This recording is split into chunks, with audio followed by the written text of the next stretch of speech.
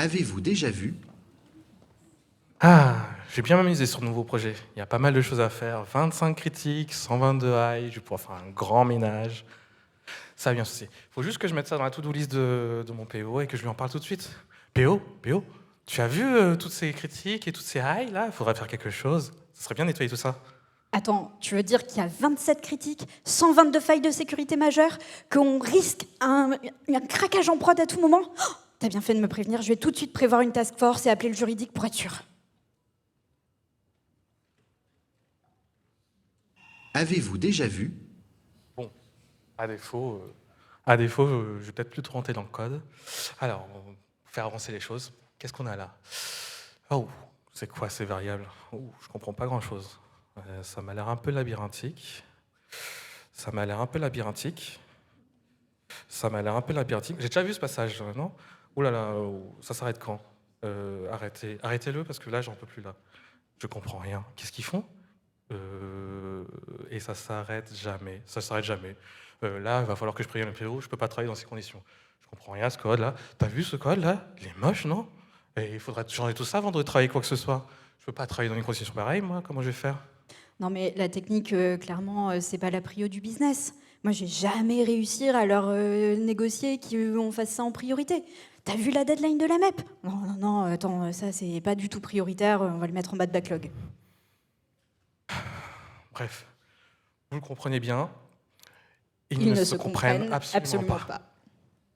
Bonjour, du coup, moi c'est Adrien Ramarojane. Je suis tech lead depuis pas mal de temps. Je fais du dev depuis un peu plus de 10 ans, voire même 15. Et généralement dans ma vie, j'aime bien que mon PO soit la meilleure amie. Et moi, je suis Mathilde Bogart, je suis PO, PM ou Scrum Master en fonction des missions depuis un peu plus de 10 ans aussi. Et je résous souvent ce genre de problématiques dans mes équipes. Mais du coup, en tant que PO, c'est quoi tes besoins réellement? Bah, tu vois, moi déjà, pour commencer, j'ai besoin de comprendre un peu les impacts techniques et l'urgence de traiter les sujets. Attends, tu t'intéresses à la technique maintenant? C'est mon truc ça normalement? Bah ouais, mais je suis responsable du produit aussi. Ensuite, moi, j'aimerais bien que tu me donnes une vision claire sur le temps de travail nécessaire, sur qu'est-ce que je peux prendre au fur et à mesure dans les sprints, sur les impacts que tu vas avoir sur l'application, Ouais, tout ça ça, me quoi. semble beaucoup tout ça, ça me semble beaucoup. C'est pas un truc que généralement tu fais ça? Bah, techniquement, je vois pas forcément tout, quoi. Et puis moi, ce qui m'intéresse surtout, c'est bah, quelle valeur ça va apporter et qu'est-ce qu'on va gagner pour l'utilisateur. Ah, j'en ai absolument aucune idée. Bah, en bref, moi, je veux comprendre et maîtriser les enjeux et les impacts du refacto. Et toi, c'est quoi tes besoins? Ben, moi, c'est un peu plus simple. Généralement, j'ai au moins besoin d'avoir un espace de travail organisé, avoir une vision des besoins métiers clairs et avoir une base de technique, une base technique adaptée à mon projet. Quand je parle d'organisation du travail, par exemple, je voudrais bien que mes fichiers ne soient pas tous rangés à la racine du projet, mais plutôt rangés dans des dossiers assez clairs et organisés. Et puis, on l'a vu tout à l'heure, des codes comme ça, non merci. Enfin, il n'y a pas que ça, il n'y a pas que ça, hein. Il y a aussi une partie documentation qui est importante pour moi, savoir quelles sont les données entrantes, quelles sont les données sortantes, quels sont les différents modules qui interagissent dessus. Donc, de manière générale, moi, j'organise ça avec un C4, qui est une documentation qui permet de savoir sur différents niveaux d'abstraction quels sont les flux entrants et sortants, quelles sont les applications qui nous utilisent et comment elles nous utilisent. Eh, mais je reconnais ça. T'es en train de me montrer les impacts sur les autres produits avec lesquels on est en dépendance. Alors, en plus, le plus intéressant là-dedans, c'est qu'on peut le coder avec Structurizor et le mettre dans le code. Bon, il n'y a pas que ça. Il y a aussi une base de métiers que j'ai besoin de connaître, notamment dans les Jira, généralement, j'ai besoin de savoir qu'est-ce qu'il faut faire exactement. Donc là, moi, j'ai besoin d'appliquer des bonnes stratégies algorithmiques, et ça, généralement, pour trouver le compromis et pour illustrer les choses proprement, je le fais avec un schéma, un diagramme de séquence. En plus, je peux le coder en Mermed, et ça me permet de voir différentes étapes que l'utilisateur va faire les unes après les autres. Ça ressemble quand même vachement à un parcours utilisateur, ton truc, c'est cool. Ouais. A priori, on peut s'entendre. Bon, après, j'ai d'autres besoins. Généralement, ça va plus s'orienter aller dans la continuité des besoins métiers, j'ai besoin de savoir à quoi mon application sert. Pour ça, on va utiliser des indicateurs métiers, notamment là, si je continue sur une base de, admettons, une application qui gère les événements du DevLil, des indicateurs sur la répartition des types d'événements, les différentes inscriptions et ainsi de suite. Mais principalement, j'ai aussi besoin d'indicateurs techniques, de la santé technique, savoir les temps de réponse de notre application. Et surtout, je n'ai pas envie de rester derrière un dashboard, je préfère avoir des alerteurs. Donc des alerteurs qu'on aurait discuté ensemble sur quand est-ce qu'on reçoit des mails et quand est-ce qu'on doit s'alarmer. Bon, après, en bonus, je pourrais avoir des démos pour avoir un retour utilisateur, je pourrais avoir des Customer Satisfaction, des CSAT, pour avoir un peu ce que pensent les utilisateurs de mon produit, de notre produit, et aussi où est-ce qu'il est placé dans la chaîne de l'entreprise notre application dans des Customer User Journey. Enfin, pour finir, j'ai quand même besoin d'utiliser les bonnes technologies aux bons endroits. Par exemple, je ne vais pas utiliser du C pour faire des APL REST, et je ne vais pas utiliser de Kafka pour utiliser une base de données, parce que c'est un générateur de flux événementiel. Et comme on a dit dans les events, on va l'utiliser comme ça. Aussi, j'ai besoin d'une CI/CD, ou que j'appellerais une automatisation des audits techniques, pour ne pas avoir à me palucher tous les tests de sécurité, les remontées d'informations, les tests unitaires, les rapports des tests unitaires et les rapports des tests de perf.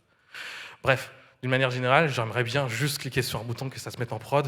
Autrement dit, maîtriser et comprendre entièrement mon environnement.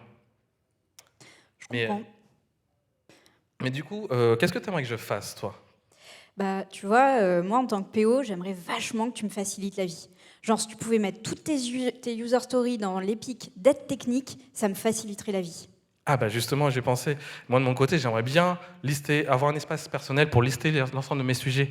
Ce genre de backlog-là serait l'idéal, mais si je ne l'ai pas, il faudrait que tu la crées. Puis, tu vois, moi, j'aimerais bien que tu les rendes prêtes. Tu sais, avec le respect de la DOR, là, le truc qu'on a fait ensemble et qui est vachement utile, et que tu le fasses en autonomie avec les autres développeurs. Pas que je sois obligée de te courir après pour dire bon, et alors, qu'est-ce qu'on peut prendre là-dedans ? Pardon. Oui, mais du coup, pour faire cela, moi, il me faut un espace de temps pour le travailler. Si je dois le faire les samedis et les week-ends, ça ne m'intéresse pas trop. Donc, si on peut le faire pendant la durée du sprint, ça serait super intéressant. Ensuite, moi, j'aimerais bien, une fois que c'est prêt, chiffré, priorisé, tout ça, tu vois, qu'on synchronise tous les deux. Comme ça, moi, je peux mettre mes besoins métiers, toi, tu peux mettre tes besoins techniques, et puis on trouve un truc qui nous va bien à tous les deux. Ouais, mais du coup, il faut qu'on en discute ensemble du contenu des prochaines itérations. Si jamais on s'embarque dans un sprint dans lequel on n'est pas au courant de ce qui va être embarqué et qu'on ne peut pas influencer dessus, moi, ça ne va pas m'aller, effectivement. Pardon. Ensuite, tu vois, comme c'est souvent moi quand même qui fais les tests, j'aimerais bien que tu m'expliques quels vont être les impacts potentiels sur le reste de l'application. Parce que moi, franchement, je ne sais pas si un composant il est mutualisé à un autre endroit du code.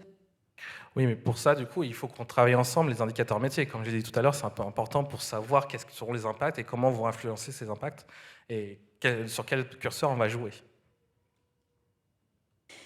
Ok, alors par contre, j'aimerais bien qu'on se mette d'accord sur une règle facile. Non, c'est non.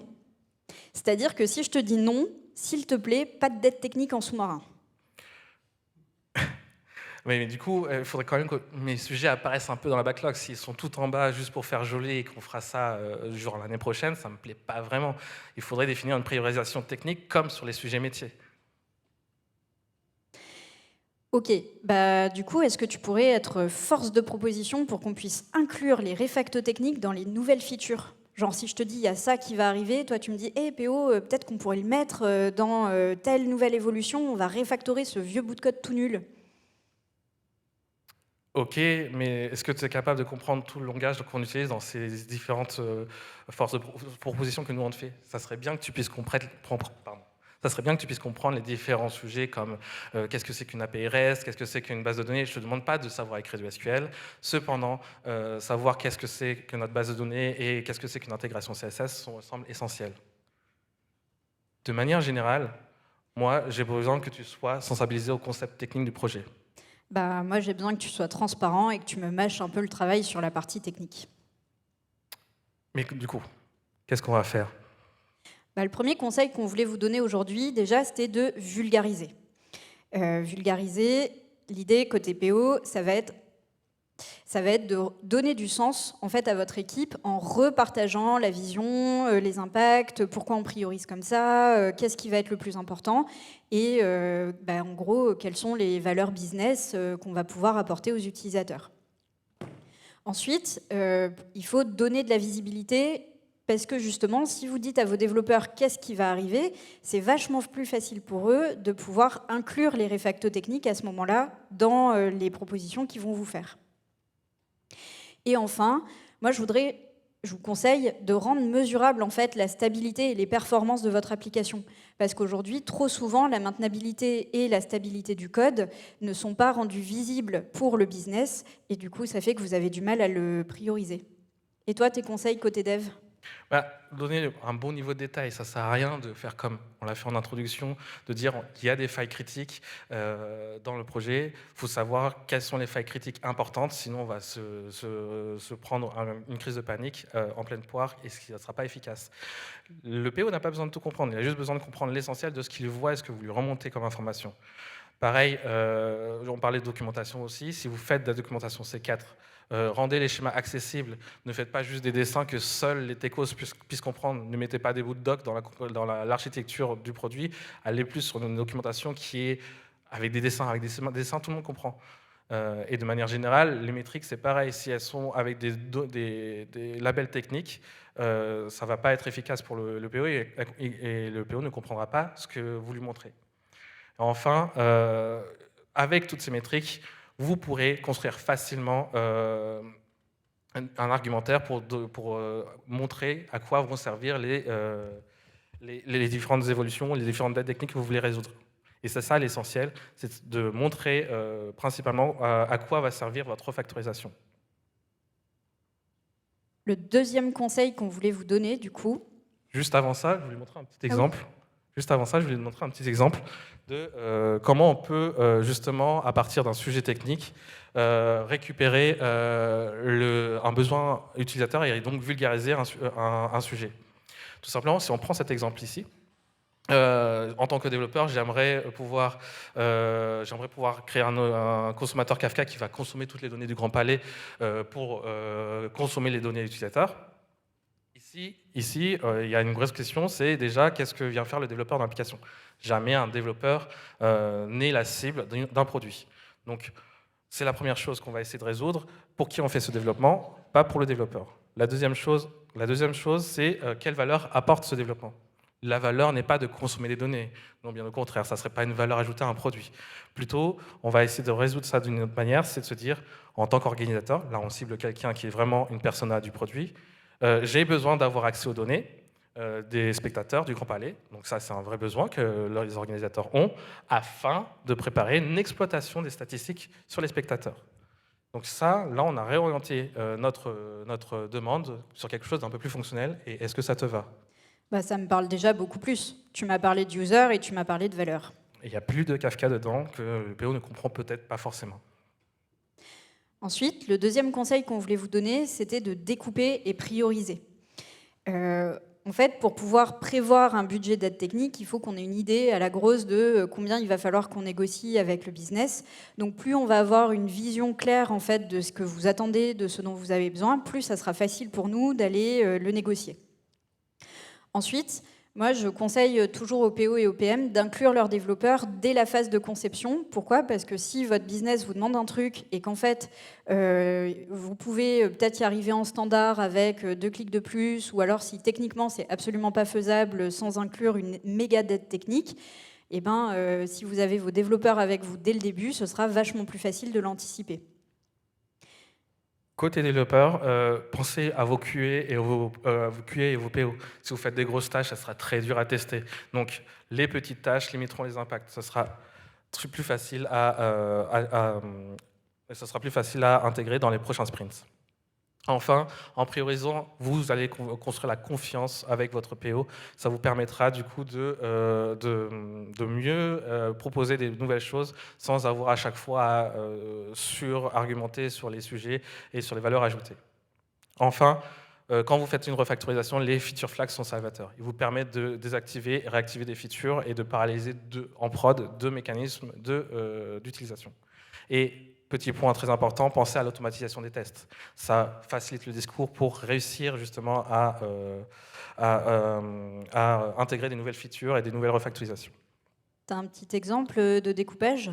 Oui, si on reprend le code de tout à l'heure, on voit qu'il est sale, ça c'est sûr. On a des méthodes des noms de variables qui ne se ressemblent à rien. Mais pour ce faire, on va essayer de découper tout ça. Donc déjà, en partant de la base, effectivement, j'ai déjà reçu ce genre de demande de la part d'un développeur en tant que tech lead. Je souhaiterais refactoriser la méthode de gestion des événements afin de ne pas me jeter par la fenêtre. Je comprends le sentiment, je comprends parfaitement le sentiment. Cependant, c'est mal orienté et on va commencer par réorienter la demande afin en tant qu'utilisateur, j'aimerais pouvoir simplifier la méthode de gestion des événements afin de pouvoir potentiellement ajouter des nouvelles règles de gestion. Et ça intéresse beaucoup plus le fonctionnel. Une fois qu'on a fait ça, on va séparer les problématiques. On l'a vu tout à l'heure, on a un problème de complexité cyclomatique, plus des variables qui sont habitables. Et bien, à nouveau, on va pouvoir séparer tout ça pour réorienter les demandes et pour récupérer un sens à pourquoi on fait ça. Tout simplement pour pouvoir, d'une part, ajouter de nouveaux types de conférences, parce que ce sont des boucles qui se répètent pour les différents types de conférences, et de préparer l'ajout de nouveaux indicateurs. Le point que j'ai souligné là, que j'ai mis en gras, c'est un mot-clé, une petite astuce que je vous glisse. Préparer, c'est bien. Ça permet de préparer un terrain pour des nouvelles évolutions. Et ça convainc régulièrement les PO de savoir qu'on peut se limiter, on n'est plus limité à cause d'aides techniques. Ok, et du coup, troisième conseil avec lequel on voulait que vous repartiez aujourd'hui, c'était de travailler la confiance. Déjà, en tant que PO, moi je vous conseille de réserver de la bande passante dans vos itérations, dans vos sprints, dans vos versions, etc., pour traiter de la dette technique. Et l'idée, c'est de respecter votre promesse. C'est-à-dire que si vous avez promis à vos devs qu'ils auraient, quoi qu'il arrive, 20% de la capacité du sprint pour faire de la dette technique, tenez parole. Ensuite, responsabilisez vos développeurs. Trop souvent, le PO ou le PM est perçu comme le responsable du produit, alors qu'en fait, ce n'est pas vrai du tout. On est une équipe. Le code, la technique et la partie fonctionnelle sont tout aussi importants. Donc, en responsabilisant vos développeurs sur l'impact et l'intérêt du produit, ce sera vachement plus facile d'avoir une relation de confiance où tout le monde sera impliqué. Ensuite, faites confiance à vos développeurs. Vous pouvez les challenger, c'est pas interdit. Par contre, acceptez aussi que eux vous challengent sur les besoins métiers pour simplifier les choses ou peut-être apporter plus de valeur. Et enfin, en démo, en présentation auprès du business, valoriser leur travail. C'est quand même grâce à eux que sur le long terme, on va avoir une application stable et performante. Et côté dev, pour finir, ne faites pas de travaux en semain. On l'a déjà dit, c'est désagréable d'avoir des bugs en prod qui apparaissent sur un périmètre que le PO ne connaît même pas. D'une certaine manière générale, rendez la dette technique transparente. Listez tout ce qu'il faut, même s'il y en a trop. C'est important que le PO ait une visibilité de tout ce que vous voulez refaire, qui est important selon vous de refaire, et vous, ça vous permettra de retrier par derrière. Et de même manière, essayez de prioriser tout ce que vous allez lister afin de mettre en hauteur ce qui est prêt et ce qui est important. Très important aussi de maîtriser les impacts, dans le sens où à chaque fois que vous essayez de faire une dette technique, vous allez voir un petit peu tout ce que ça va impacter dans votre projet grâce à la documentation d'architecture, par exemple. Et enfin, plus vous en produirez comme ça, plus on vous fera confiance, plus vous avancerez dans le sens du fonctionnel et de la valeur, pourquoi vous faites ces développements-là et cette refactorisation-là, plus on vous écoutera. Pour finir, on vous propose des petites actions à mettre en place dès lundi. Déjà, commencez par aller voir votre PO ou votre PM préféré et lui demander de créer une épique d'aide technique si ce n'est pas fait. Ensuite, commencez avec les autres développeurs à découper, créer et prioriser les US qui, à vos yeux, techniquement parlant, sont les plus urgentes à traiter. Puis, organisez une présentation à votre PO, parce que ça lui permettra déjà de mieux comprendre et de ne pas voir 150 nouvelles US dans son backlog apparaître. Et enfin, affinez vos US au fur et à mesure et itérez en fonction de ce que vous connaissez. Voilà. Du coup, on en a fini avec nos conseils pour essayer de synergiser un peu la conversation entre les devs et les PO. C'est important de garder une union entre ces deux entités parce que ce n'est pas un ring, ce n'est pas un combat. On sert tous le même sujet. On devrait tous délivrer ensemble la valeur à nos utilisateurs. Merci beaucoup.